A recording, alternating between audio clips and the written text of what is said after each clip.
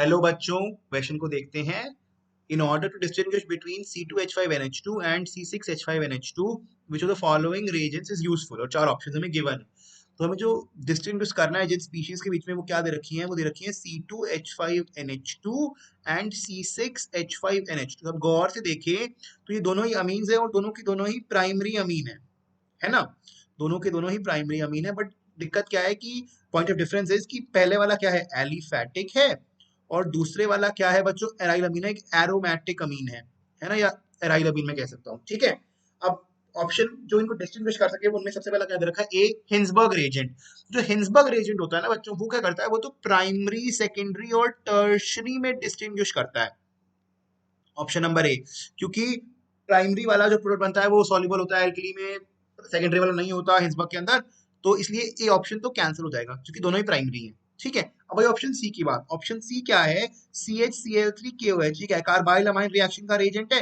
ये किस किस करता है कि सिर्फ प्राइमरी अमीन शो करेंगे, बाकी नहीं शो करेंगे। दोनों ही प्राइमरी, दोनों ही शो करेंगे, तो ऑप्शन सी भी पॉइंट ऑफ डिफरेंस नहीं ला पाएगा। आई बात ऑप्शन डी की। A option cancel, C option cancel. Option number D. Option number के NaOH एक बेस है, दोनों के साथ एज सच कुछ point of difference reaction show नहीं कर पाएगा। ठीक है, अब बात ऑप्शन बी। ऑप्शन बी में क्या कुछ खास है? हाँ, बीटा नेप्थॉल। बीटा नेप्थॉल का स्ट्रक्चर कैसा होता है? बीटा नेप्थॉल में एक नेप्थलीन रिंग होती है, और जहां से दूसरी रिंग कनेक्ट होती है उसके सेकंड पोजीशन, ये फर्स्ट पोजीशन, सेकंड पोजीशन पर OH होता है। इसे बोलते हैं बीटा नेप्थॉल बच्चों। ये क्या करता है? ये कपलिंग रिएक्शन शो करता है, मगर किसके साथ? एराइल अमीन्स के साथ, एरोमेटिक अमीन्स के साथ, एराइल अमीन्स के साथ, ना कि एलिफैटिक के साथ। तो इसलिए क्या करेगा? जो ये आपका C2H5NH2 है, इसके साथ कुछ भी नहीं करेगा। मगर जो ये एनालिन है C6H5NH2, जिसका स्ट्रक्चर अगर मैं ड्रॉ करूं तो कुछ ऐसा बनेगा।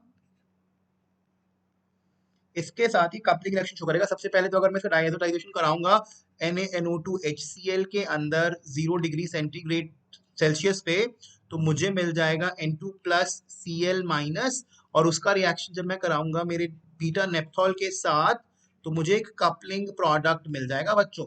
ठीक है, जो कपलिंग प्रोडक्ट होगा वो कुछ ऐसा दिखेगा, और वो क्या होगी? एक एजो डाई होगी, है ना? यही तो इसकी खास बात थी।